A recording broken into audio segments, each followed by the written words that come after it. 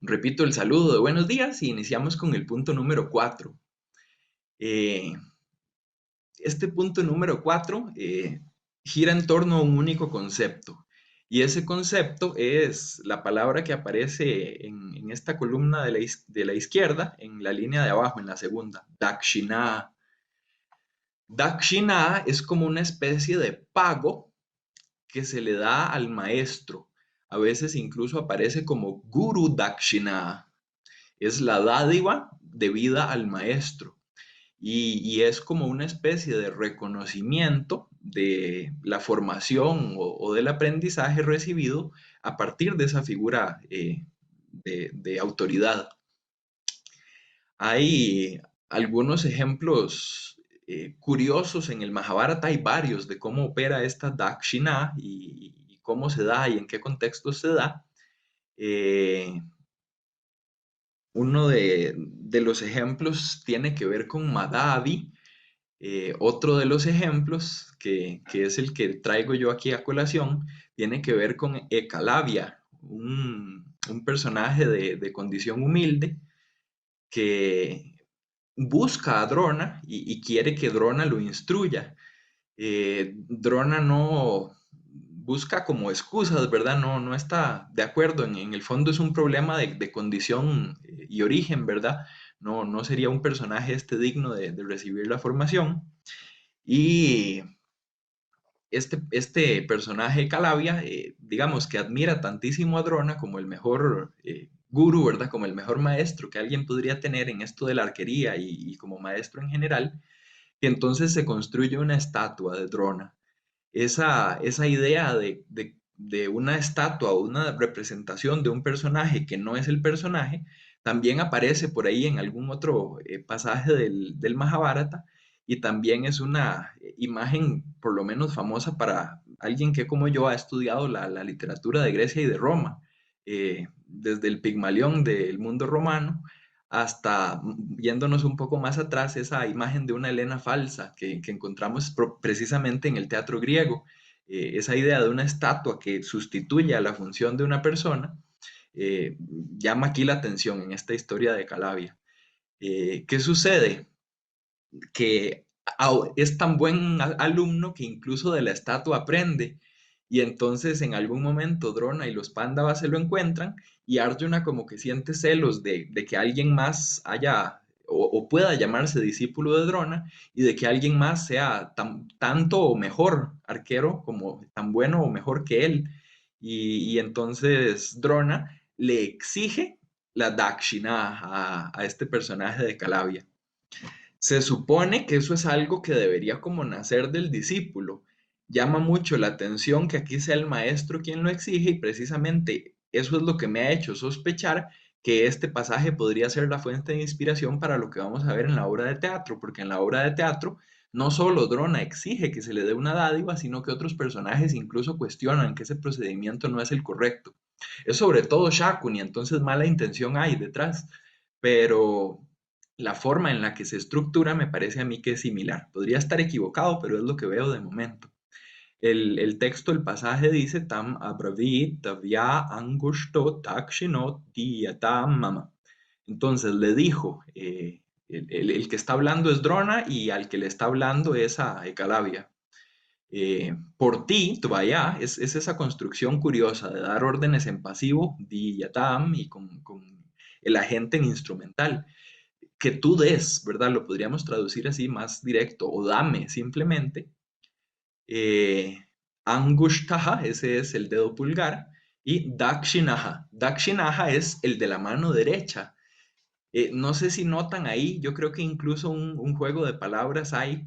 eh, la tradición de estudio de figuras del lenguaje y figuras retóricas en la India es muy amplia y toda una tipología hay para estas cosas, pero aliteraciones y falsas etimologías y otras cosas de ese tipo que permiten relacionar dos palabras, creo yo que es lo que está aquí en juego, la Dakshina con el Angushtaha Dakshinaha, con el de la derecha. ¿Cuál es la idea? No sé si practican arquería, yo no, pero uno que estudia estos textos antiguos y que tratan de guerra, ahí tiene que por lo menos intentar imaginarse un poco cómo es que funcionan esas cosas. Pero la idea sería que sin el pulgar de la mano derecha que sostenga el arco para tirar de la flecha con la otra mano, no puedo tener puntería, y sin puntería, ¿qué clase de arquero voy a ser? Básicamente por haberle educado, y ni siquiera fue así, porque fue la estatua, pero por esa educación en segundo grado, le está cobrando el mismo logro de sus estudios, que es ser un buen arquero. Y lo está haciendo para favorecer a Arjuna. Drona es parcial con Arjuna. Y esa cualidad de que Drona siempre se ponga al lado de los Pándavas es de las cosas que más se le critican en esta y en otras obras de Bhasa, pero sobre todo en esta. Shakuni lo ve como malintencionado y de vuelta Drona lo ve al propio Shakuni como malintencionado. Yo, eso no lo expliqué, le pongo ahí derecho de graduación, eso es terminología de la universidad donde yo trabajo. Cuando una persona termina sus estudios, en el momento en el que se va a inscribir para un acto de graduación y obtener un título, tiene que pagar como una cuota, que casi que es como una cuota de papelería para la impresión del título y los sellos y cosas de ese tipo. No sé si un nombre similar se utiliza en México, pero es algo así como lo que tengo que pagar para poder terminar mis estudios. Esa sería como la idea de una dakshina en el Mahabharata. Existe también en otros contextos, ¿verdad? No solo en este texto épico, sino también en otros contextos de India antigua. En la obra de teatro tenemos este verso número 31 del acto número 1 y inicia con ese pronombre relativo, yesham, entre esos que, eh, gatihi kvapi nirashrayanam, eh, samvatsarair dvadashabhir nadrishta. Eso de privados de un hogar sería el nir ashrayanam, los que no tienen ashraya, como refugio o un lugar seguro. Recuerden que están en el exilio, entonces al hablarnos de esos que no tienen un hogar, que no tienen un refugio o un resguardo, nos está hablando de los pándavas. Entre esos privados de un hogar, nos dice también otra información acerca de ellos. Gatihi kvapi nadrushta. Entonces, un camino, una vía, ese es como el principal sentido de Gati. Aquí es más esa idea como de soporte, sustento, refugio. Visible, o no se ha visto de ellos refugio, kvapi, ¿verdad? En ningún lugar. Durante 12 años, ahí está el Dvadasha, no sé si lo reconocen o lo recuerdan, creo que es de esas palabrillas que se parecen un poco más al español. Vatsa es un ciclo y un Samvatsa es un ciclo completo, o sea, un año. Tvam Pandavanam Kurusam Vibhagam. Entonces, entre los Pándavas, ya después de todo, no sé si recuerdan, pero esto también es muy característico de esta literatura cavia. Primero, todos los calificativos, y uno no sabe de qué están hablando muy exactamente, y hasta después ya viene la palabra clave con la que uno entiende todo y logra acomodar todo. Entre los Pándavas, Tvam Kurusam Vibhagam, haz tú la repartición. Bhaga es una parte. Vibhaga es una parte que se separa y Sam que se separa de manera como distribuida o conjunta entre varios. La idea aquí es repartir el reino. Eso es lo que en parte pedía el embajador en los pasajes de la embajada y eso es lo que está pidiendo aquí el maestro en este pasaje de la emboscada.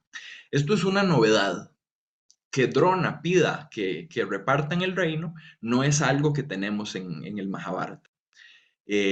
Muchas veces cuando se ha estudiado esto y las personas que han dedicado su tiempo a las obras de teatro, hacen aportes muy útiles y muy interesantes con respecto a cosas como la métrica, el estilo, algunos incluso proponen como distintas etapas en las que se habría compuesto una obra, pero por lo general la tendencia es dedicar muy poquitas páginas de los estudios a cómo se manejan los motivos de la épica entre los estudiosos que yo he revisado. Por lo general, el promedio es como entre 1 y 3 páginas dedicada a este tema de ver cómo se pasa de la épica al teatro.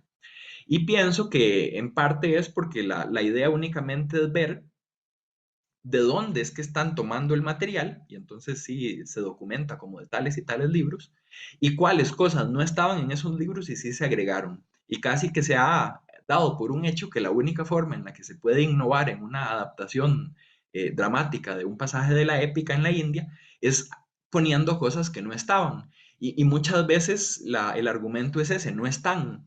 Yo lo que pienso es que no necesariamente es que no estén, sino que había otros similares que sí estaban y que pueden haber dado la fuente de inspiración, sobre todo pensando en que seguramente Pasa o la persona que escribió esto habría sido alguien que le encantaba este texto, lo disfrutaba muchísimo, lo conocía muy bien y se tomó el tiempo de como de combinar y jugar un poco con el texto.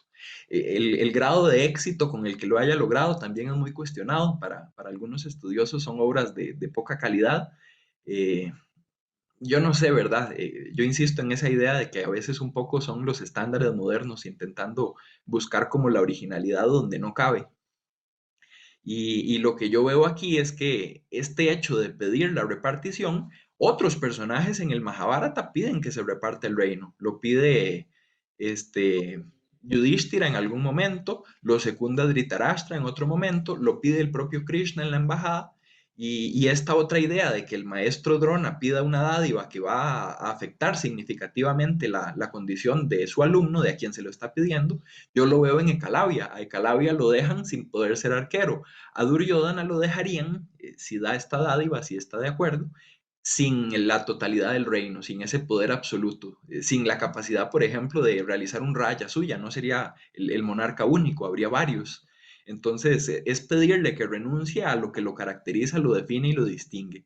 El rasgo distintivo de Duryodhana en Pancharatram es la realeza. Tanto es así que en esta obra ni siquiera figura Dhritarashtra. Hay muchos personajes porque es una obra de 3 actos y en ningún momento aparece Dhritarashtra. Es como si totalmente lo hubieran eliminado de la escena. En Dutavakyam, en el discurso del embajador, todavía Dhritarashtra estaba ahí como en el fondo y hablaba un poquito al final. Aquí ya totalmente fuera.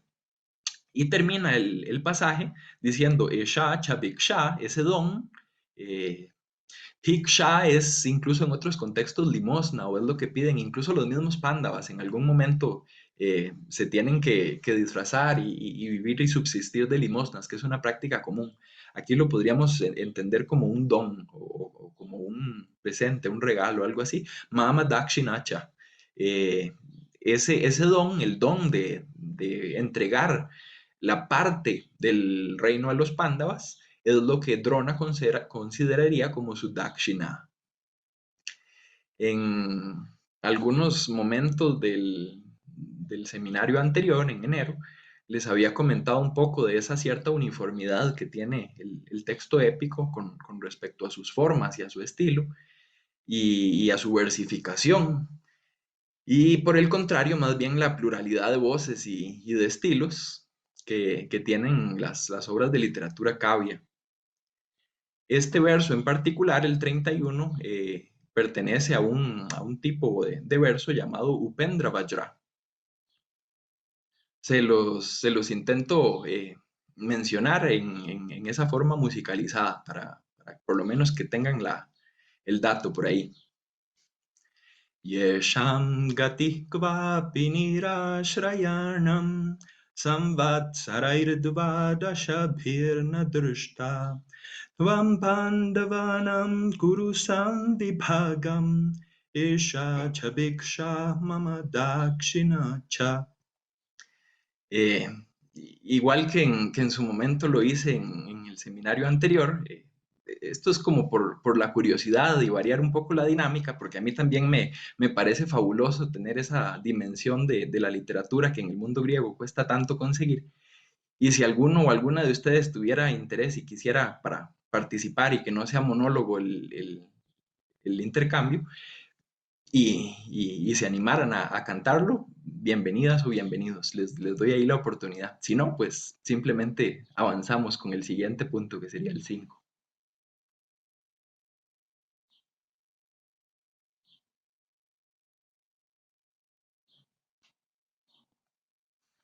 Está bien, yo creo que no. Hasta a mí me da pena, me imagino que a ustedes más, es que uno no es a eso a lo que se dedica.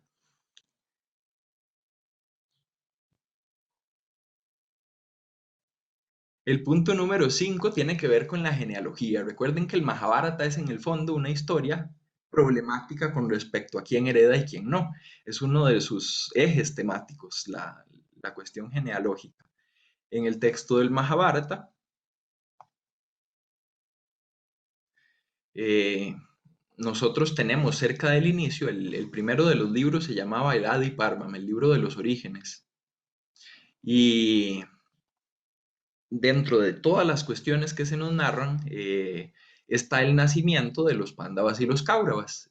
Uno pensaría que tal vez es como lo único, pero no, si uno lee el Adiparvan encontrará cantidad y cualidad también de relatos, más allá de lo que uno pudiera imaginar. Pero entre las cosas que están está el nacimiento de estos príncipes. Y el texto dice, Yachñé nació Kramena Chaitena Tesham, según la sucesión de estos. Krama tiene que ver con caminar o con dar pasos, entonces también es una secuencia o una sucesión, y en este contexto hace referencia al orden en el que nacieron los 100 hijos de Dhritarashtra. Tesham son los Kauravas. Eh, y el que nació, sobreentendemos, siendo el mayor o siendo el primero, Yeshtaha, eso lo podemos sobreentender porque aparece en el segundo hemistiquio de este verso. Fue Duryodhana Nurpaha. Más que ponerle rey Duryodhana, le pongo príncipe Duryodhana, es de los valores y los usos que tiene la palabra Nurpa. Y en el texto épico, él no es el rey. Si hubiera rey, no habría conflicto, y el conflicto es lo que está ahí detrás de todo. Estos padas A y B están directamente contrapuestos con respecto a C y D, porque aquí nos hablan más bien de su contrario, del hermano mayor en el otro bando. Y dice el texto épico, Jan matas por nacimiento o desde el nacimiento, tú, en cambio, Pramanena Jyeshtaha Raja Yudhishthiraha. Entonces, también por autoridad, eh, Pramana es de esos conceptos importantes en la filosofía, son como los medios correctos de percepción. Eh, a partir de la percepción, en algunos sistemas de pensamiento también se obtiene algo que podría ser como lo verídico o lo definitorio, algo así, y entonces de ahí es de donde viene este sentido de Pramana como autoridad. No solo habría nacido primero, sino que habría nacido siendo alguien más importante, más digno de consideración. Entonces, ni en una ni en otra dirección sobrepasa Duryodhana a Yudhishthira.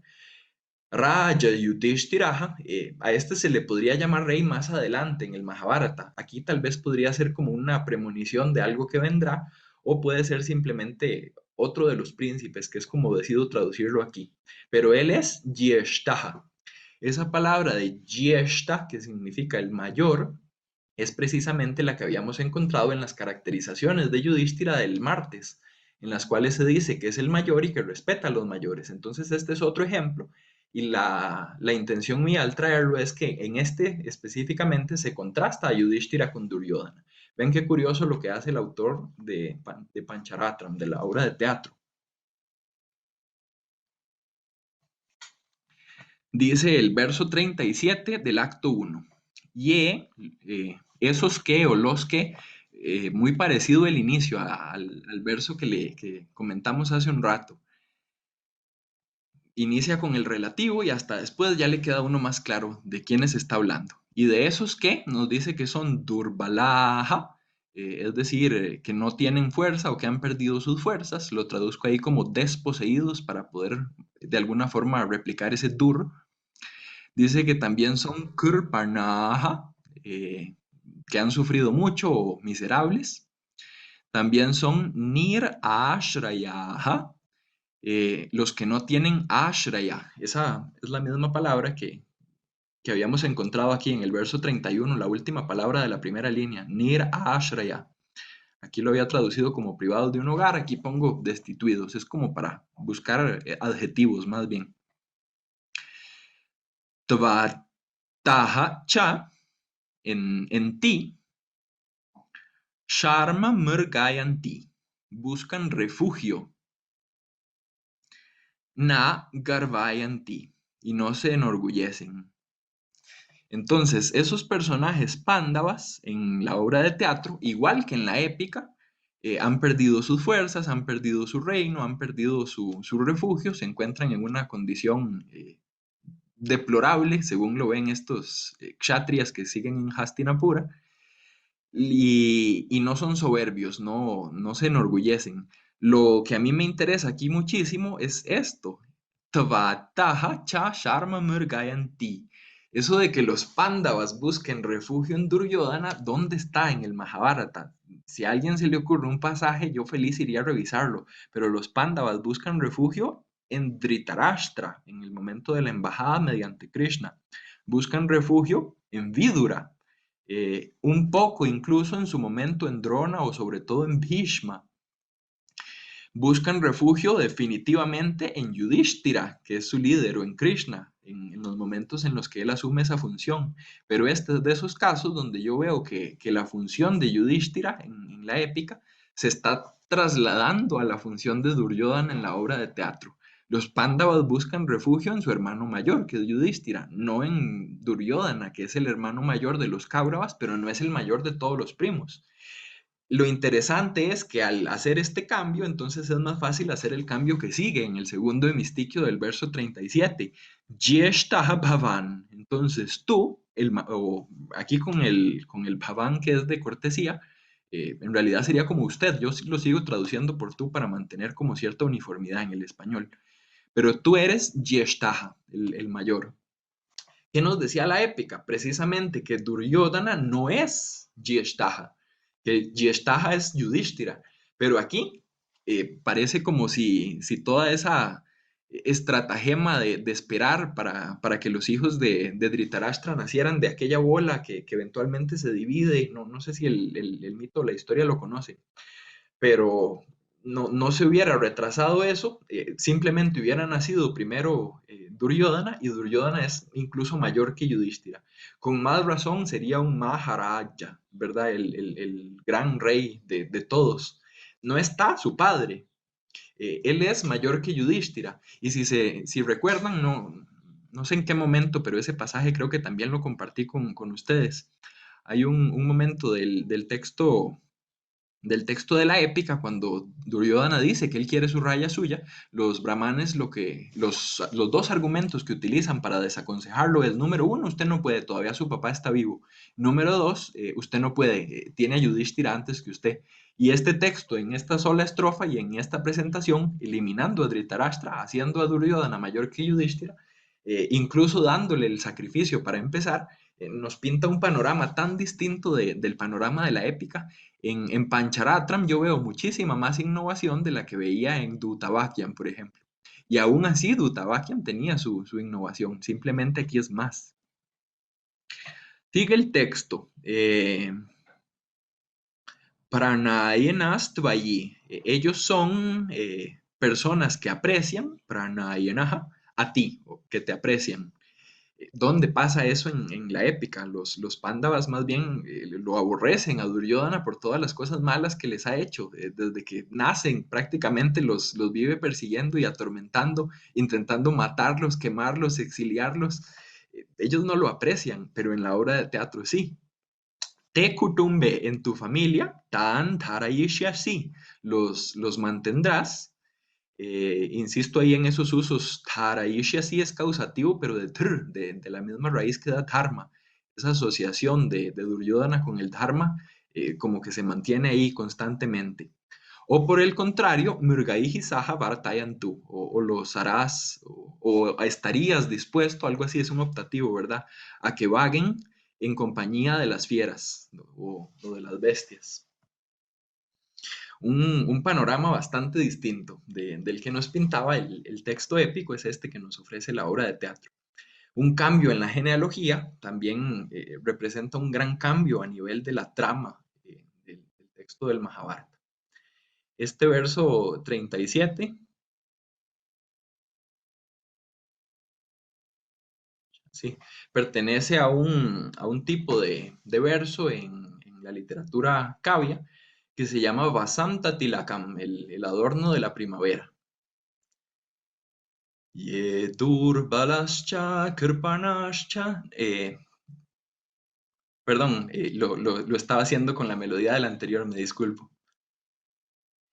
Ye durbalascha kirpanascha nirashrayascha tvatascha sharma murgayanti nagarbayanti jyeshto bhavan pranayinastvayite kutumbe andharayishyasi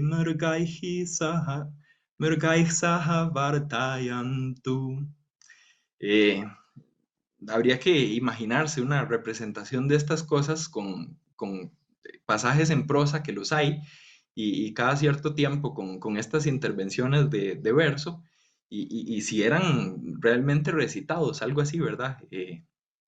Yo imagino que muy probablemente sí, pensando como lo pienso yo, que algo de contacto ha de haber tenido el teatro de la India en sus orígenes con el teatro de Grecia y que el teatro de Grecia también tenía más de una forma de versificación de los episodios líricos. Eh, lo interesante en este contexto, como decía hace un rato, es que aquí sí se nos ha transmitido un poco.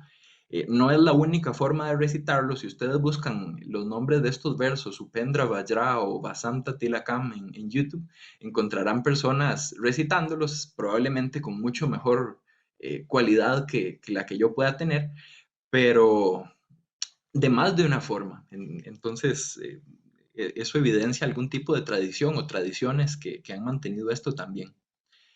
Eso Una serían dos. pregunta, una pregunta, maestro. Sí. ¿Cómo se sabe qué tipo de melodía tiene cada verso? ¿Cada verso, según el tipo, tiene un tipo de melodía? ¿O cómo, por ejemplo, cómo sabe usted qué tipo de melodía es? Eso es bien Sí, interesante. sí, sí, sí. Como le digo, algunos versos tienen dos o más melodías asociadas que se pueden usar. Como yo lo sé porque alguien me lo enseñó y me lo enseñó en la oralidad.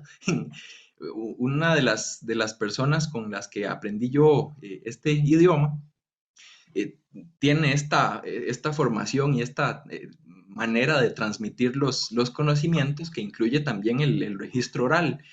Claro. Sé que no es la única. Pienso que debe tener su larga trayectoria ahí hacia atrás, pero cómo rastrear en el tiempo no es algo que esté en algún documento escrito, en fuentes, que es el registro escrito es como el punto al que siempre uno intenta llegar con la formación en filología, que es la que yo tengo.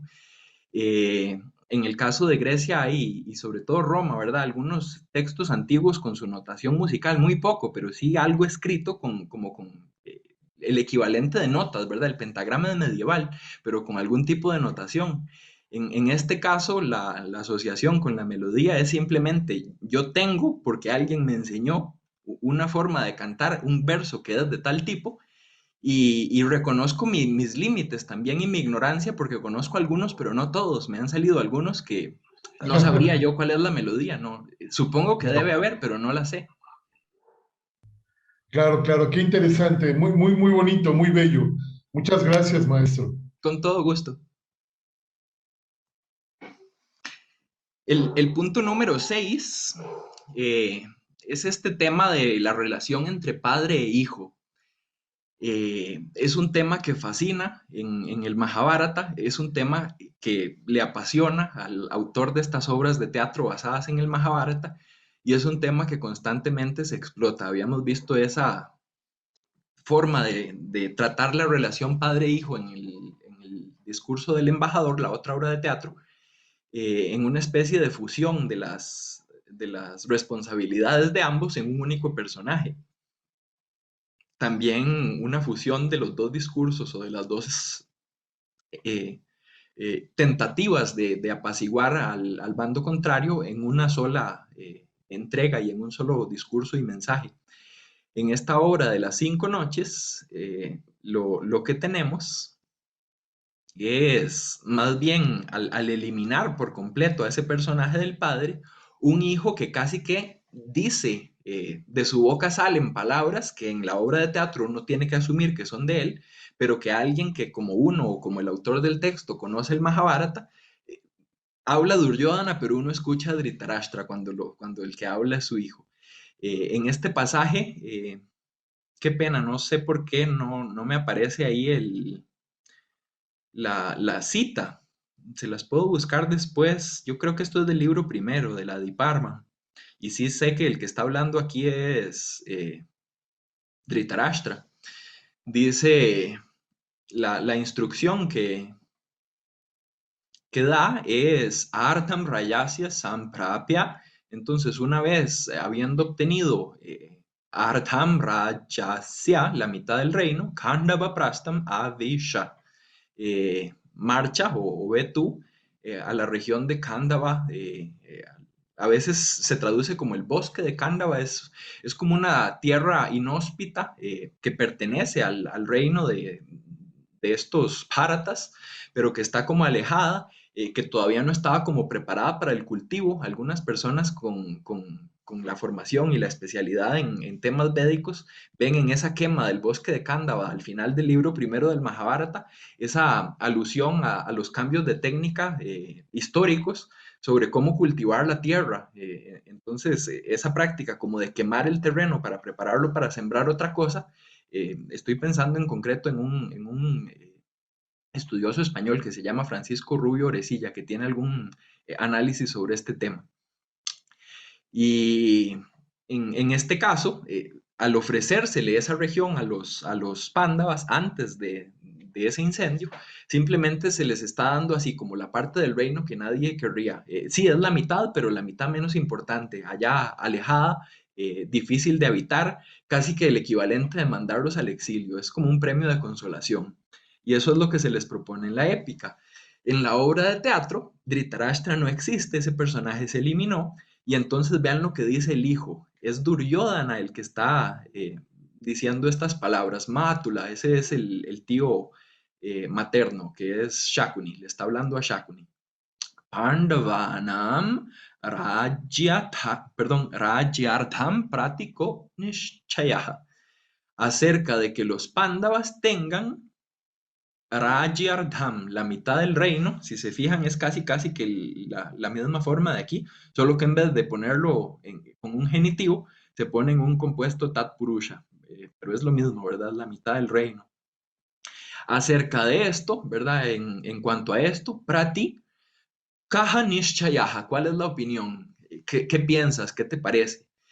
Esto sería inconcebible que lo dijera el Duryodhana de la épica. Más bien, en el momento en el que Krishna lo sugiere en la embajada, esto lo habíamos discutido en enero para quienes estuvieron y para quienes no les cuento. Krishna propone en su discurso con que se les obsequie o se les regrese, porque originalmente era de ellos, la mitad del reino es suficiente. Y Duryodhana lo que dice es algo así como ni siquiera la cantidad de tierra que quepa en la punta de una aguja, ni eso les voy a ceder. Mientras yo esté vivo, el reino es mío. Y aquí más bien la iniciativa de darles la mitad del reino ni siquiera viene de los Pándavas, ni siquiera viene de Yudhishthira o de Krishna o de Dhritarashtra que no está, es el propio Duryodhana, este piadoso Duryodhana, este Dharmikaha, Duryodhanaha, ¿verdad? Dotado de las buenas cualidades del Dharma, el que se ingenia y propone, plantea la idea de darles la mitad del reino. Inconcebible. Pero como de primera entrada él está de acuerdo, entonces no va a ser raro que hacia el final de la obra se los termine concediendo, porque así parece que es como termina esta obra. Y en otro pasaje, el primero es el pasaje en prosa número 4 después del verso 42. El que está un poco más abajo es el pasaje en prosa 1 y 2 después del verso 43. Mátula nuevamente hablándole a su tío materno, a Shakuni. Recuerden que aquí el difícil de convencer es Shakuni. Shakuni es como el Duryodhana que no escucha de la épica, y aquí Duryodhana es como el Krishna de la épica, que más bien está intentando ofrecerle buenas razones y argumentos. Y dice que por ti sea concebida Chintiatam, ¿verdad? Que se ha pensado, o que se ha concebido, o que se te ocurra, alguna mala región. Eso sería Kaschit Kudeshaha, una tierra. Desha es una tierra, Kudesha es una tierra que no tiene buenas cualidades, una mala tierra, una tierra como de segunda categoría. privada de medios de subsistencia. Give, si piensan en inglés, es un poco más parecida ahí la raíz, es vivir o estar vivo. La forma como se debe vivir, que sería este participio de futuro pasivo, con el prefijo ahí upa, sería como sobrevivir o más bien subsistir. Y con esta forma así nominalizada, sería como una tierra en la cual los medios de subsistencia son ana upajivyaja, ¿verdad? Ese ana es la negación, está pintado en amarillo en la primera de las líneas. Entonces es una mala tierra, una tierra que no se compara con el reino de Hastinapura o la capital, una tierra en la cual ni lo mínimo necesario hay para vivir. Insisto, parece que está hablando de esa región de Khandava, que no dice el nombre que decía aquí el texto de la épica, pero a mí me suena a que de eso es de lo que está hablando. Y entonces, al hablar de ofrecerles la mitad del reino, y al hablar de ofrecerles esa parte del reino que es como de segunda categoría, tiene ahí como una idea un poco más enfrentada contra un enemigo poderoso, eso sería Balabat Prati Amitraja, Tatra Vase Yuhu Pandavaja, que ahí vivan los Pandavas. Eso se me olvidó traducirlo a la derecha, pero es eso que acabo de decir. Allí, ¿verdad? En esa región, Pandavaja Vase Yuhu, que vayan a vivir ahí, que se les dé eso para vivir.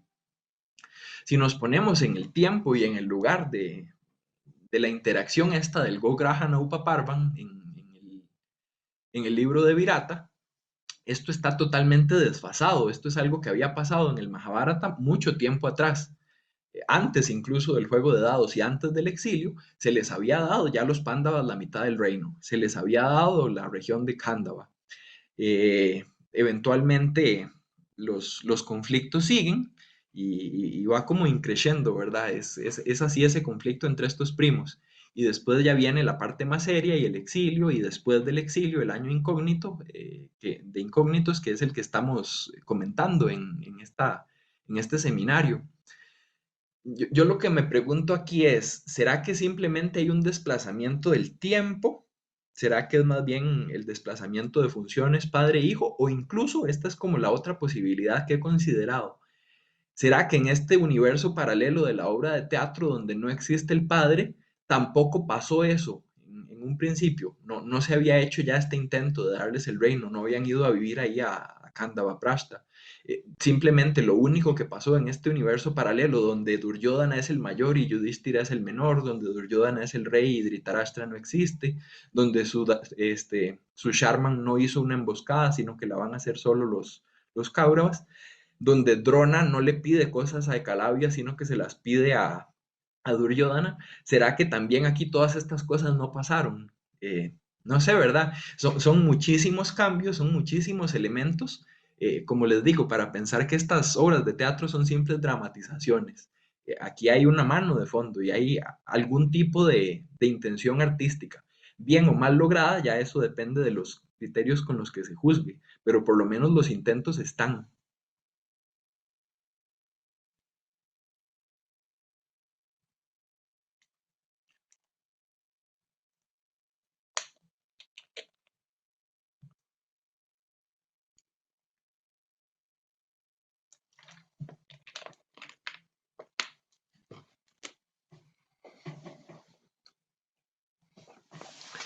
El último de los puntos que traigo para hoy, todavía queda un tiempo, yo imagino que habrá hoy un poco más de oportunidad al final para comentar estas cosas que he dicho. Eh, el último de los que traigo para hoy tiene que ver con el número 5.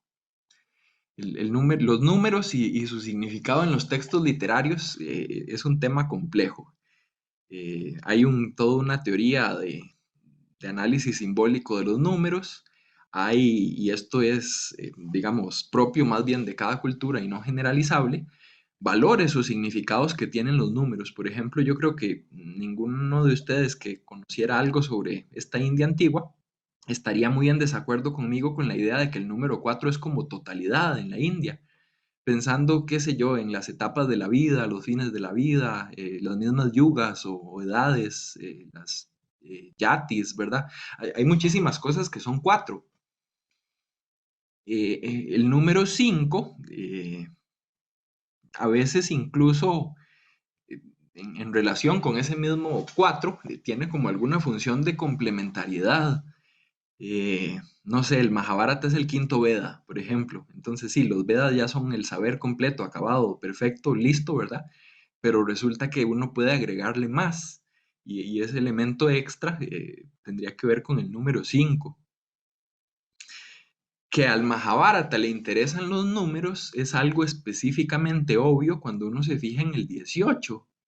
El 18, quiera uno o no confiar mucho en estas interpretaciones de qué significan los números, no puede por lo menos dejar de llamarle la atención que haya tantas repeticiones del número 18 en el Mahabharata. Son 18 ejércitos que pelean en una lucha que dura 18 días.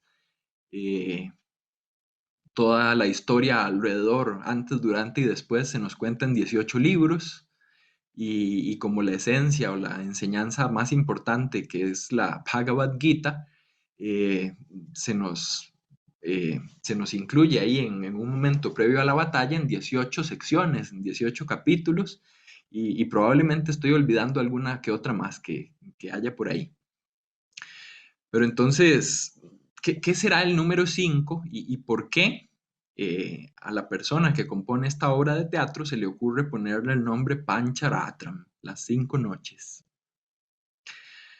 No he encontrado yo de momento, y es una de las cosas que más me han quebrado la cabeza en la investigación que estoy realizando, como alguna respuesta que uno pueda decir definitiva de qué significa ese número de las 5 noches.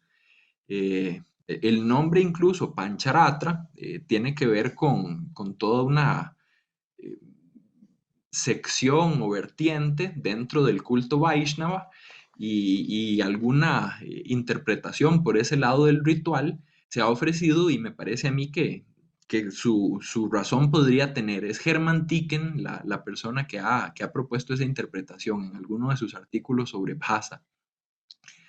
Eh, Equivale a cierto ritual específico que necesita 5 noches de preparación. Hay alusiones al ritual ahí en la obra de teatro. De las principales alusiones que hay es toda la interacción que hay en el prólogo. Yo el prólogo no lo he comentado mucho porque nada de lo que hay en el prólogo hay en la obra épica. Antes de empezar con ese Duryodhana a la expectativa en Hastinapura, antes de todos estos elementos que ya son 7 que yo he revisado, hay una escena con 3 brahmanes. 3 de las obras de Bhasa inician con este grupo de 3 personajes que hablan e interactúan entre ellos. En otras obras son otros personajes, en esta en concreto son brahmanes. Sobre eso se puede volver más adelante. Pero estos brahmanes están preparando un sacrificio, entonces también la obra inicia con esa figura de brahmanes, inicia con ese contexto de sacrificio. Tal vez tendría bastante sentido pensar en que ante lo que estamos simplemente es ante alguna indicación de esa tendencia Vaishnava de Bhasa que habría tenido, eh, y dentro de eso específicamente a esta corriente de Pancharatram. Otras personas como eh, Steiner que han revisado la obra, han buscado también en esa dirección de lo ritual.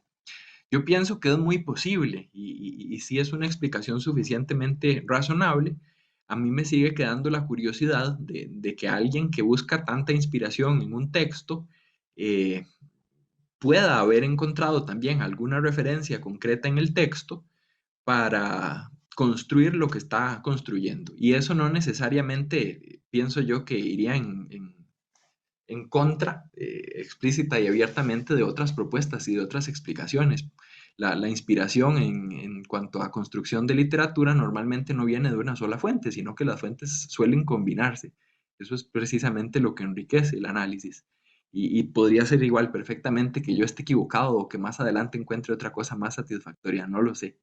De momento yo veo en esta mención a 5 aldeas algo interesante, enfatizado también con respecto al número 5, y algo que coincidiría un poco con las técnicas de adaptación que voy identificando en el estilo de este autor de Bhasa.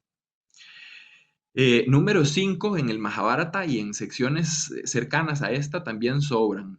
Antes de ir a ese exilio, también, por ejemplo, Arjuna pasa 5 años en el cielo de Indra. Entonces, en algún momento yo dije, ah, sí, 5 años que se convierten en 5 noches, para hacerlo algo como más puntual o más concreto. Más que eso, me parece que la cuestión tiene que ver con ese trato, con esa especie de juramento que compromete a Drona y a Duryodhana. En los pasajes que comentábamos, yo mencioné la Dakshina, por ahí iniciamos la sesión de hoy, el pago o el salario de graduación. Antes de que, de que Drona le diga a Duryodhana qué es lo que quiere, lo obliga a comprometerse con que va a cumplir, sea lo que sea que él le pida. Eso es algo, digamos, que también vemos en otras adaptaciones de Pasa, por ejemplo en Karnavaram, en El pesar de Karna, cuando Indra se aparece ante Karna, lo hace en el momento del día en el que está adorando a su padre Surya y sabe que en ese momento del día no le dice que no a nada ni a nadie. Entonces sabe que lo que sea que le va a pedir se lo va a dar. Es ese carácter como truculento o engañoso que tienen algunos de estos personajes en Bhasa. Lo tenía un poco el Krishna del discurso del embajador de Dutta cuando en vez de la Vishwarupa, esa que era como una representación cósmica de su forma universal y eterna, más bien parecía que estuviera como jugando al escondite y moviéndose de un lugar a otro, haciéndose grande y pequeño, desplegando su maya, su ilusión. Entonces, tratando de conectar puntos y temas, tratando de identificar técnicas de adaptación, ese es el nombre que le estoy dando, yo veo aquí la posibilidad de que se esté jugando con ese número 5 en otro sentido y en otra dirección. Dice el Mahabharata en el libro en el Udyoga Parva, en el libro del esfuerzo o de las embajadas. Pratranam Dehi Panchanam Gramam Pancha Suyodhana. Entonces, o Suyodhana, recuerden que ese es el nombre eufemístico para Duryodhana. Da las 5 aldeas a los 5 hermanos, de los 5 hermanos, perdón. Ahí está en genitivo. Podría ser también que ellos sean los destinatarios, pero en el fondo es como las 5 aldeas que son de ellos o que le pertenecen a ellos. Ese es otro número 5 que no había tocado. Los Pándavas son 5. Son Yudhishthira, Bhima, Arjuna, Nakula y Sahadeva. Esos 5 hermanos tienen toda su dinámica y su forma de relacionarse y de comportarse en el texto. Pero aquí lo que se está proponiendo como solución, en otra de las embajadas, esta es la embajada de Samjaya, de ese Suta, del bardo o el auriga que acompaña a Dhritarashtra, que adquiere el ojo divino y le narra la batalla después, es uno de los que participa en estas 4 embajadas que tiene el texto durante el libro quinto. La que habíamos comentado en enero fue la número 3, esta de Samjaya es la número 2, entonces esta es una embajada antes de que venga la embajada de Krishna. La respuesta la está dando Yudhishthira, el mayor de los hermanos. Recuerden, en la épica, él es el hermano mayor, él es en el que los demás confían, se apegan a lo que él diga, siguen sus recomendaciones, y él está dando como el discurso que este Samjaya debe llevar de vuelta ante Duryodhana. Hay toda una explicación ahí, las ciudades pueden ser esta. Da 4 nombres el texto, y eventualmente dice, escoge por número 5 la que mejor te parezca, y el texto, el pasaje cierra con este verso 20, que lo que dice es 5 hermanos, 5 aldeas. Si se fijan, Panchanam y Pancha, ahí la repetición también es enfática en el texto. Hay como un llamado de atención sobre el lexema de este Pancha, sobre el número 5, y el uso y el valor del 5 está en 2 contextos según mi forma de interpretarlo. El número 1 es un contexto espacial. Estamos hablando de espacio físico, de geografía, de lugares o regiones. en esta misma línea del reino, que se les entregaba una parte en Cándava, que se puede partir por la mitad. Estamos en una cosmovisión que toma como primordial el espacio. En la obra de teatro, ese primer elemento y ese primer parámetro se me va a convertir, si es que la lectura esta va en buena dirección, en un parámetro más bien temporal. Eh, Enfatiza aspectos temporales Pancharatram, la obra de teatro, al mover el sacrificio que era antes a un sacrificio que era ahora, al mover las recomendaciones estas de darles la mitad del reino, de mandarlos a una tierra inhóspita, también más cerca en el tiempo. Entonces, el tipo de valores que en este contexto asume el espacio en la obra épica, pienso yo que son similares al tipo de valores y cambios e interpretaciones que recibe el tiempo en la obra de teatro. Y el segundo de los parámetros, porque les decía que eran dos, el primero es este de ese cambio de espacio por tiempo. Y Y el segundo de esos, nos queda aquí más claro al ver el texto de la obra de teatro. Yadi pancha ratrena pandavanam pravartir upanetavya rajasyartham pradasya tikila. Entonces, sí, yadi, en un plazo de 5 noches, pancha ratrena. Vean que ahí está el pasaje que le da título a toda la obra. Se menciona desde el acto primero, se está entonces contextualizando y se está haciendo en esta negociación, una negociación que implica opiniones distintas de ambos lados y que implica alguna especie de trato que se puede tomar o no tomar. Ese trato sería nuestro segundo parámetro, nuestra segunda línea de interpretación. En el caso del Mahabharata es un trato como que simplemente se propone y son ideas que van y vienen. Va una embajada de los Kauravas a los Pándavas con el sacerdote de Drúpada, perdón, Draupada, después regresa a Samjaya con esta segunda embajada, va a una tercera embajada con Krishna y vuelve una cuarta todavía de regreso ante los Pándavas. Y lo que se propone es simplemente, denos estas 4 regiones, escoja usted la número 5, con esas 5 nos damos por satisfechos, volvemos a tener la mitad del reino, retomamos la paz, evitamos la guerra, terminamos los problemas y cada quien va por su lado. El problema es esa ambición de Duryodhana que en el fondo también está motivada por ese plan de alivianar a la tierra de su carga que le sugirió Brahma a todos los devas y los asuras al inicio del Mahabharata. Es un trato directo, sencillo. En el caso de la obra, ese trato se complica y como que adquiere varios niveles y negociaciones. Y lo más interesante, los personajes van cediendo poco a poco en esas negociaciones, cosa que no pasa en la épica. Lo primero es el ingenio de Drona. ¿Cómo convence Drona a Duryodhana de que le dé lo que quiera? Empieza a sentirse como mal, como mareado, como descompuesto, como que llora, y entonces su piadoso y dedicado discípulo Duryodhana, que se comporta como un Yudhishthira, dice, criado, criado, agua, que alguien le traiga apas, ¿verdad? Es lo que dice el texto en sánscrito en la obra de teatro. Esa agua que sirve para abluciones, purificaciones y otra serie de cosas, está asociada en este contexto de la obra de teatro con el juramento también. Eso es algo que uno ve y conoce, por lo menos con esa visión de lo greco-romano. También en ese contexto el agua se usaba para jurar, incluso hay un agua distinta por la que juran los humanos y otra por la que juran los dioses. Entonces aquí yo veo un uso interesante que no deja de recordarme o de mantener siempre como ahí en el fondo de la lectura que voy haciendo alguna posible influencia que pueda haber tenido Grecia aquí. Pero centrándome únicamente en ese primer momento de la negociación, hay un engaño, un truco, una cualidad de este Drona como truculento, parecido al Indra del pesar de Karna, parecido ¿cómo se llama? Al Krishna del discurso del embajador.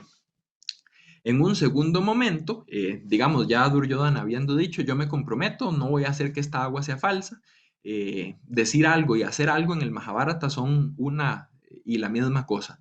Sobre todo los personajes apegados al Dharma, si uno piensa en Damayanti o en Savitri, esos actos de verdad, o si uno piensa también en Yudhishthira, que en principio no miente.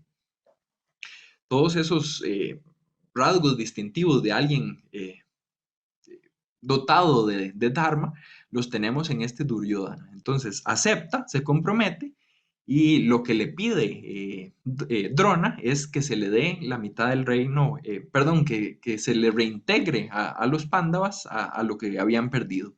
Y entonces aquí, en un tercer momento, Duryodhana empieza a pensar cuál será la mejor forma. ¿Les podemos dar la mitad? ¿Usted qué piensa, Shakuni, tío?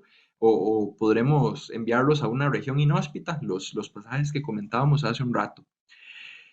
Eh, Todo lo que ha venido haciendo bien Duryodhana en este acto primero recibe un primer cuestionamiento. El primer momento en el que algún personaje duda de si realmente es bueno o no Duryodhana es cuando dice, quiero consejo. Ah, excelente, lo mejor que puede hacer un rey es buscar consejo.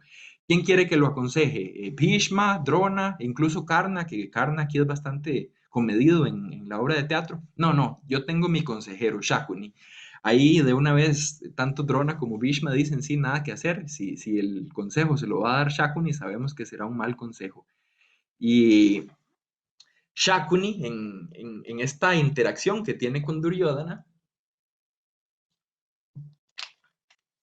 incluso le responde, a mí esto me fascinó cuando lo identifiqué. Le dice Duryodhana, les damos la mitad, les damos tierra inhóspita, ¿cuál tierra elegimos para ellos? Y le dice Shakuni, Shunyam, ¿verdad? Nada, cero, vacío. Ese no darles ni siquiera la cantidad de tierra que quepa en la punta de una aguja, pienso yo que es lo que motiva o lo que inspira esa respuesta de Shakuni. Y es una vez más ese personaje malo de la épica que era Duryodhana, transfiriendo funciones al nuevo personaje de la obra de teatro que es Shakuni. Y eventualmente dice, ya lo tengo, ya lo sé. Y si no fuera porque a Shakuni se le ocurre este tercer elemento del trato, el número uno fue el engaño de Drona con el agua, el número dos fue el ofrecimiento de Duryodhana de cumplir con la promesa y de darle a los Pándavas algo, y el número tres es la condición. No es tan fácil como prometer y cumplir.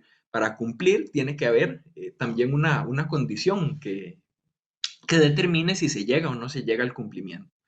Donde vemos también a un Shakuni condicionando. Si uno se devuelve al Savaparvan, al libro de la Asamblea y del Salón del Trono, es Shakuni quien propone esta idea de los 12 años de exilio y el año número 13 disfrazados.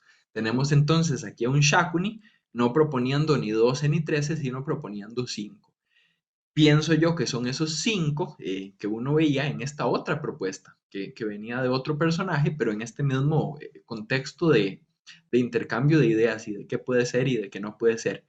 Si los Pándavas reciben 5 aldeas en la épica, no hay guerra. No pasa, entonces sí hay guerra. Si los Pándavas son encontrados en 5 noches en la obra de teatro, no hay guerra. Como si son encontrados, lo veremos en los actos 2 y 3, entonces en principio no habría problema. Uno se imaginaría que el asunto queda resuelto. Eh, lo que necesitamos únicamente son pravritir, noticias, como signos de que están con vida. Recuerden que pravriti es de esos conceptos clave en el Mahabharata y tiene que ver como con la actividad cotidiana, con lo que uno hace día a día, con el quehacer. Y si esas noticias o esa información de que los pándavas estén haciendo cosas llegan, Rajasya Artham Pradasya Ti. Ahí el que dará, ven que el verbo está en tercera persona, no es Shakuni el que se los va a dar, el que se los va a dar es ese él de quien están hablando, que es Duryodhana. Y lo que se les va a dar es la mitad del reino. El hecho de que el número 5 con la condición de las noches, esté en el mismo contexto de la mitad del reino, a mí me recuerda estas relaciones también con la mitad del reino en otros pasajes que hemos comentado con antelación, como este del bosque de Cándava, que pertenecía al Mahabharata. 4 puntos adicionales, una sesión que se hizo tal vez un poco más corta de lo que esperaba. No sé si será que habré ido muy rápido o que nos dará tiempo de estar viendo 5. Si es así, pues podemos seguir perfectamente viendo de 5 en 5 en el futuro. Sí, sí me encantaría. Con esto casi que vamos cerrando el primero de los 3 actos. Mi meta y mi intención sería más o menos casi que ir un acto por semana para poder cubrir el seminario. Pero si tuvieran cosas que me puedan sugerir, apreciaciones, sobre todo me interesa cómo ven esto del número 5, pero si tienen también ideas de lo anterior, soy todo oídos.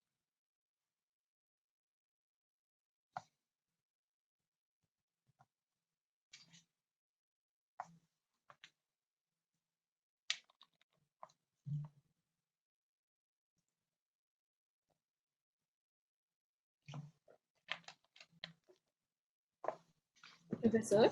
Sí. Con respecto al número 5, sí se me ocurre, por ejemplo, los 5 Carmendrillas, los Majabutas. Ajá. No sé si quizás podrán tener relación. Sí, sí, sí, ¿verdad? El número 5 en todos esos pasajes del Mahabharata, como el libro 12, ¿verdad? El Shantiparvan, o incluso algunas partes de la Gita, en las que se ve como esa influencia del Samkhya, del sistema Claro, filosófico Samkhya, eh, pues sí, alguna vez a un profesor que me estaba enseñando algo de lo que he estudiado, que es muy poquito de esta filosofía, yo le pregunté, ¿por qué 5? Y me dice, así simplemente me muestra su mano, ¿cuántos dedos tiene usted? Claro, es como lo más inmediato. Si yo quiero contar cosas, normalmente las cuento con la mano. Y mi mano tiene 5 dedos, entonces es lo más natural del mundo que en un sistema de enumeración, ¿verdad? Que eso es lo que es el Samkhya, ¿verdad? Si significa contar o tiene que ver con contar. Uno cuente a partir de grupos de 5, los 5 órganos de los sentidos, los 5, ¿verdad? Toda esa serie de construcciones a partir del número 5 en el sistema Samkhya, sobre todo. Eh, no sé, la verdad, si haya mucho de eso aquí o en el fondo cuánto, porque como les digo, sí estoy yo convencido de que el autor de la obra de teatro y de estas obras de teatro, este que llamamos Bhasa, es alguien que conocía bien el Mahabharata, lo manejaba, le interesaba e intentó explotarlo a su favor. Incluso con alguna especie ahí de énfasis en la figura de Vishnu. El hecho de que la Nandi, ¿verdad? La invocación al inicio de estas obras, normalmente a la figura a la que haga referencia es al dios Vishnu, también refuerza un poco esa idea de por dónde va la inclinación en términos de devoción del autor de los textos. Eh, Pienso que es sugerente la propuesta, pienso que le podría dar un poco más de pensamiento, intentar ver normalmente cómo se identifican estos pasajes relacionados con Sankhya. Nick Sutton, ¿verdad? Que es de estas personas que con su formación en el área de filosofía ha leído pasajes del Mahabharata buscando elementos de filosofía.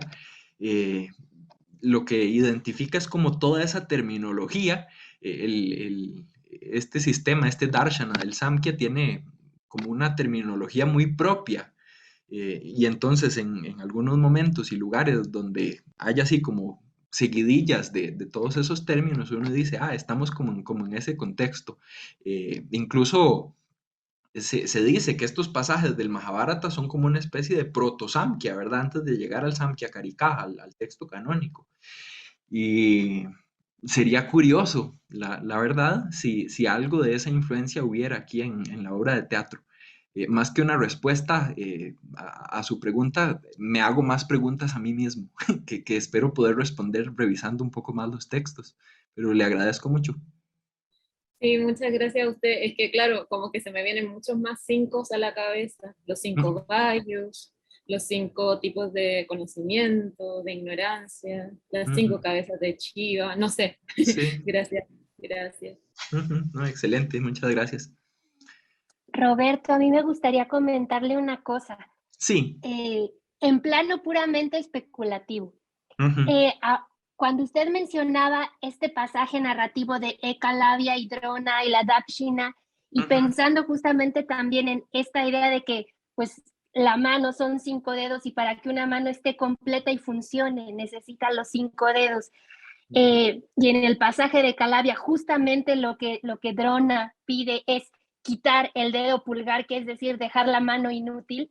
Un poco la idea es, si no es 5, en realidad no es nada. Si fueran 4, no sería completo, y si no es completo, entonces no funciona. Un poco jugando como con esa serie pues, de repeticiones que a veces pasan en el Mahabharata.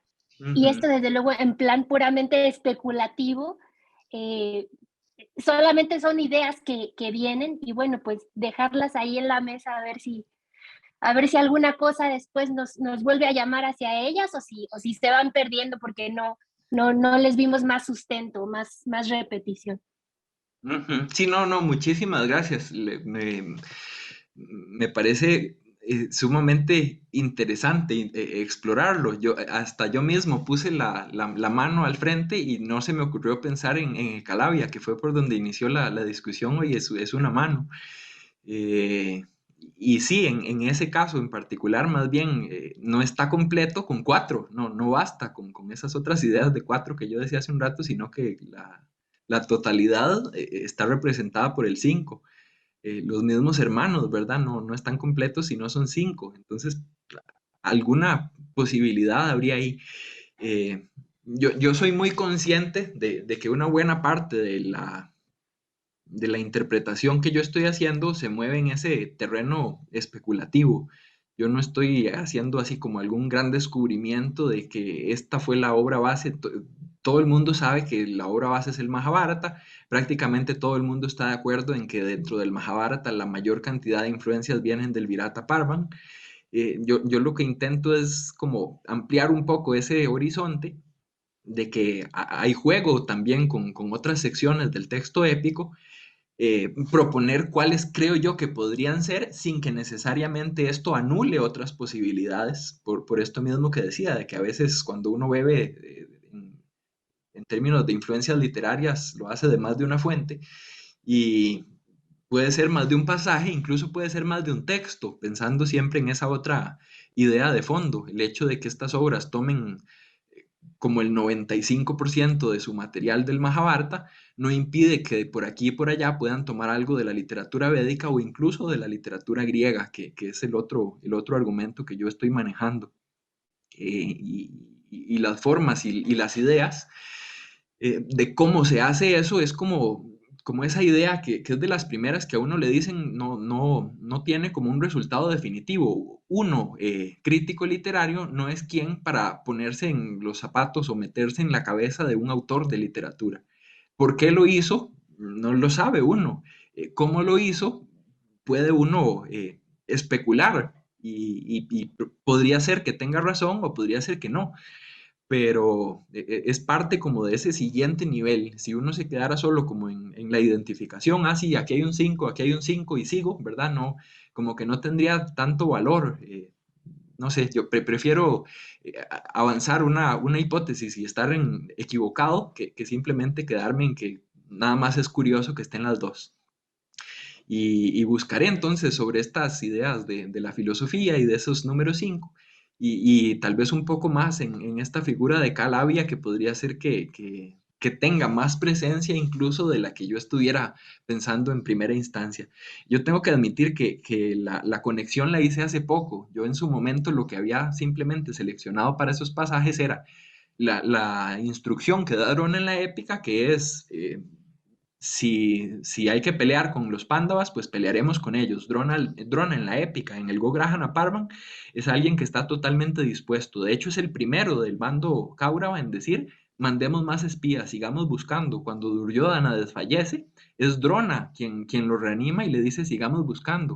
Sigamos buscando, pues a sabiendas de que si los encontramos, no es como que les vayamos a poder ganar, porque los Pándavas son superiores, pero es un Drona que cumple muy bien su función de, muy a su pesar, estar a cargo del bando Kaurava.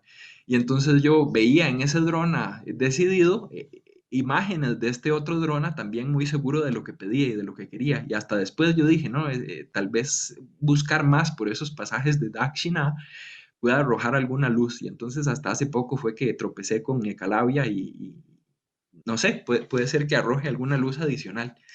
Y muchísimas gracias, profesora Wendy, por las apreciaciones también. Al contrario, y ahora mismo que usted está comentando esto, también me viene la idea de que muchas veces, como usted decía, el 4 es como la totalidad pues de los periodos de la vida, de los fines también de la existencia humana, etcétera, etcétera. Pero el quinto también viene como a hacer no sé, el binding, el encuadernamiento, digamos que son las 4 cosas sueltas y lo quinto es lo que hace la totalidad.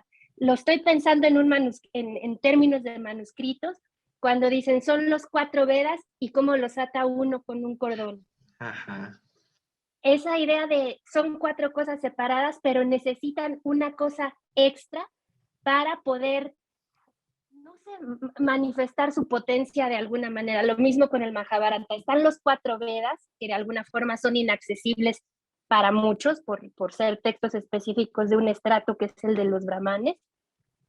Pero entonces viene el Mahabharata, en otros casos también se dice que el quinto Veda es el Natya Shastra. Entonces vienen estos otros 2 textos que de alguna forma, te decía, completan, pero también, ¿cómo decirlo?, transmiten, sirven de vehículo para acceder a esa totalidad. No sé, sería la totalidad y el camino, los manuscritos y aquello que los mantiene juntos. Entonces sí, creo que ese juego entre el 4 y el 5 puede ser muy significativo. Ujú. Sí, sí. Incluso el hecho de separar los 4 de los 5, yo lo veo en el pasaje. Lástima, tal vez debería haber citado un poco más en extenso y no solo el último, la última línea. Pero sí, viene muy claro el nombre de las 4 primeras ciudades, o sea, específicamente se piden estas 4, y la quinta como complementaria, como ya para terminar de cerrar el círculo, se deja aparte y se deja libre elección de Duryodhana. Entonces es esa misma idea de 4 por un lado y el quinto que viene a cerrar. Mucho que explorar. Sí, sí, sí. Bueno, pienso que en parte fue por lo menos para mí muy provechoso, tal vez no haber hablado toda la hora y media, sino dejar un rato para escuchar apreciaciones y me voy con cosas para pensar. No sé si alguien tuviera todavía algo más que con lo que pueda contribuir. Yo quisiera comentar algo. Sí. Pues desde el punto de vista creativo y siendo artista y habiendo estudiado también en India, pues lo que a mí me llama más la atención es estas modificaciones que va haciendo, digamos, el dramaturgo en relación al texto original. Porque pienso que en India hay una manera muy distinta de ejercer la libertad creativa, o hubo, tal vez ya es distinto, pero digamos que había temáticas particulares que eran socialmente aceptadas, ¿no? Tampoco era que pudieras escribir lo que sea Ujú. como dramaturgo y como intérprete menos, ¿no? Tampoco era que pudieras interpretar lo que tú quisieras o escoger tus obras, ¿no? Digamos que hay bastantes limitaciones en cuanto a eso. Entonces yo creo que el modo en que funcionan, sobre todo los artistas tradicionales o funcionaban en India, era buscando pues todos los espacios posibles dentro de eso para expresarse. Entonces, cómo van abriendo, digamos, haciendo modificaciones que van girando, cómo lo van haciendo interesante para sí mismos, supongo, y también pensando en un público, porque además estás pensando, supongo, como dramaturgo o como intérprete, estás pensando en el público que lo va a ver y cómo sería más interesante para ellos, ¿no? O cómo le puedes dar un giro que atrape más al espectador. Y me parece muy interesante esto de cómo presentas a los enemigos o a los antagonistas, porque en Kerala hay un aprecio por los antagonistas, ¿no? Pienso en Ravana, tanto, bueno, sobre todo en Curiatam es como muy querido, es como la gente lo admira, ¿no?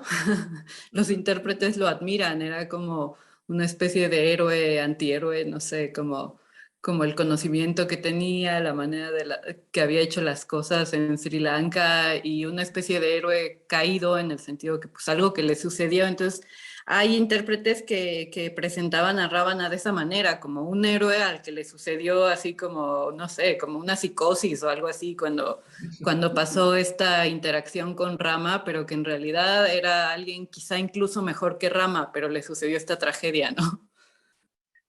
Mental y de intención. Entonces se me hace interesante cómo van dando estos giros como para hacer no tan blanco y negro los héroes y antihéroes, sino pues un poco más humanos, quizá en el sentido de tener sombra y luz y un poco como todos de todo. Eso es lo que me viene a la mente en esta clase. Sí, sí, sí. Muchos datos ahí, muchas apreciaciones útiles en el comentario. Destaco algunos que me quedan ahí dando vueltas. La cuestión del público, para mí es tal vez de las cosas más difíciles de tratar de hacer esta interpretación. es el poco conocimiento que tenemos con respecto al otro lado. Nosotros, en teoría de la adaptación, se habla como de tres momentos, tres perspectivas. Está el producto, ¿verdad? La obra de teatro como tal, esa es la adaptación. Pero la adaptación no solo es el producto, sino el proceso. Y como proceso es la creación, y esa es la figura del autor, y por ahí es por donde yo estoy poniendo todos mis esfuerzos en tratar de interpretar.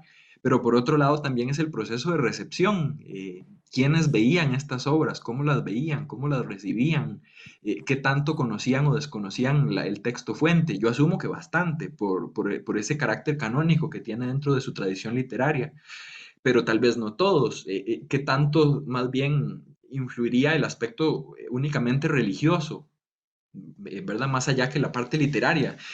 Por defecto, ¿verdad? Y por el tipo de análisis que yo estoy haciendo, yo estoy enfatizando muchísimo más lo literario que lo religioso, y también el otro es un componente fundamental en el texto fuente y en el texto adaptado. Y al no saber la fecha de las obras, eh, pasa, según lo que yo he buscado, lo sitúan desde el siglo sexto, o no recuerdo si sexto o quinto, creo que es finales del sexto, pero prácticamente que contemporáneo de Buda, y hasta hay quienes dicen que son reelaboraciones del siglo XVIII, XIX. ¿Cómo yo puedo trabajar con el contexto de una obra que se sitúa más o menos en un rango de 2500 años, ¿verdad? No, no sería posible. Entonces, lo primero es asumir como más o menos un momento, trabajar a partir de ahí, pero es poco lo que se puede ofrecer en términos de la recepción. ¿Qué sí se puede saber? Y ese es como mi punto de apoyo, para no vagar, ¿verdad? Libremente sin sentido, que el Mahabharata es anterior. Y el Mahabharata igual es un texto con muchísimos problemas en cuanto a su datación y con muchísimo conflicto, pero por lo menos hay algunas teorías, pienso yo, que con bastante fundamento, que no lo harían ir mucho más en su versión, digamos, final de texto que tenemos a nivel de edición crítica, que no iría mucho más atrás del siglo I antes de Cristo, y que definitivamente no iría más allá de, digamos, siglo III después de Cristo.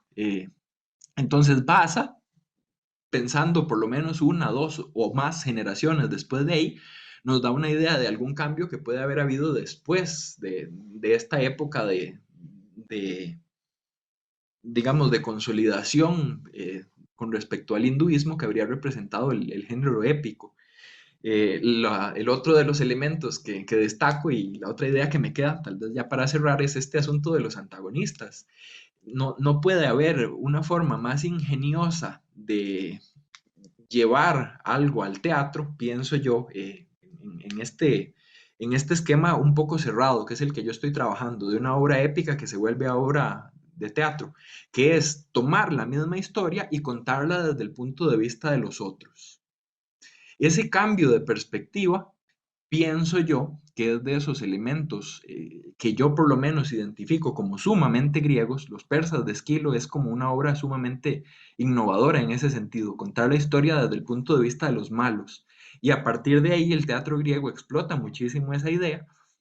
Incluso en obras como las que yo estoy trabajando, en el rezo de Eurípides, en vez de estar uno en el campamento griego, como está en la Ilíada, inicia uno siguiendo la acción en el campamento troyano.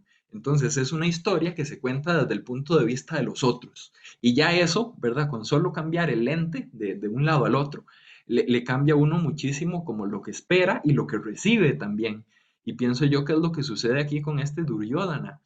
En vez de estar nosotros como desde el punto de vista de Virata, en el Mahabharata nos cuenta la historia desde el punto de vista de la corte. Así inicia el libro. Llegan los pándavas, asumen disfraces, sufre la ofensa, el ultraje Draupadi. Eventualmente los convocan para que peleen los hermanos sin Arjuna contra Susharman, y después Arjuna solo contra Duryodhana y compañía. Pero uno está, y uno como lector y uno como público, se ubica totalmente del lado de los pándavas. La obra de teatro lo ubica uno como espectador o como lector en este caso, desde el punto de vista de los Cáuravas. Y eso es sumamente valioso y pienso que su reflexión sobre Rábana y la tradición esta en Kerala el teatro indio más reciente en general, apuntan un poco en esa dirección. Hay más de una forma de ver la historia. Es curioso ver cómo se vería desde el otro lado. Incluso en términos de algo que yo conozco un poco más, que se llama tradición clásica, que es más en la cultura occidental, ¿verdad? Como la literatura española, italiana, francesa, etcétera, toma los modelos de lo que fue griego y los lleva al teatro. Y cómo, incluso cómo se hacen novelas a partir de esas obras antiguas. Pienso como en la Penélope de Antonio Güero Vallejo, cosas de ese tipo. Contar la historia desde el otro punto de vista es sumamente interesante y pienso que es algo que el teatro se presta para hacer muy bien. Claro, es que pensando en las épicas es como, o sea, el público no va a que le cuentes una historia que no conoce, ¿no? Es como todos lo conocen. Sí. Entonces, no vas a ver Kathakali pensando en que te van a contar una historia nueva, más bien vas a ver cómo esos actores le dan un tinte particular o un punto de vista diferente, incluso en sutilezas, porque el personaje es el mismo, la historia es la misma una y otra vez, entonces más bien supongo que se busca como qué en particular yo puedo ofrecer bueno, desde la dramaturgia o desde el actor, que sea un tanto diferente. Yo creo que mucho es como de usar esa creatividad desde la limitación de que estás contando una historia que todo el mundo conoce.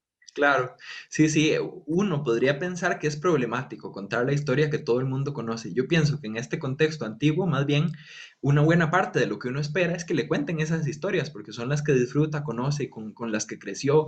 El qué no importa tanto como el cómo, y ahí es donde vienen esos asuntos de las sutilezas y demás que usted menciona.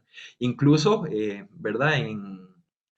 En la tradición teórica, no sé, una poética de Aristóteles dice, no busque más historias, o sea, se pueden inventar, existe esa posibilidad de las fábulas inventadas, pero ir a la segura es tomar las historias de este y aquel, y viene la lista de los personajes conocidos del mito.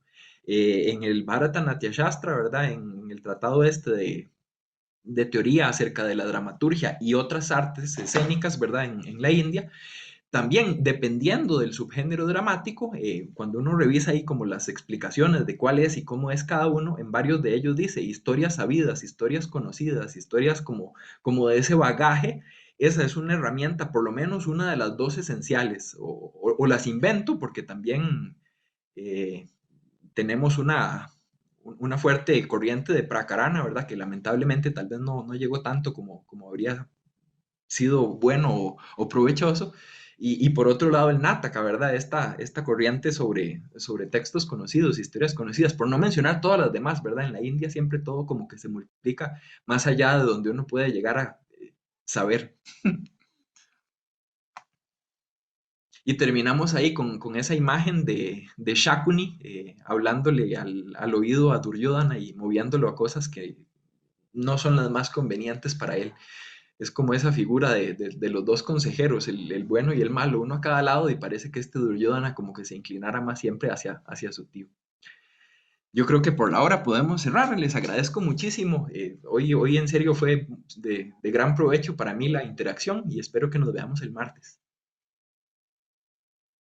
Muchas gracias. Hasta luego, muchas gracias. Gracias, muchas gracias. Muchas gracias. Gracias. Gracias.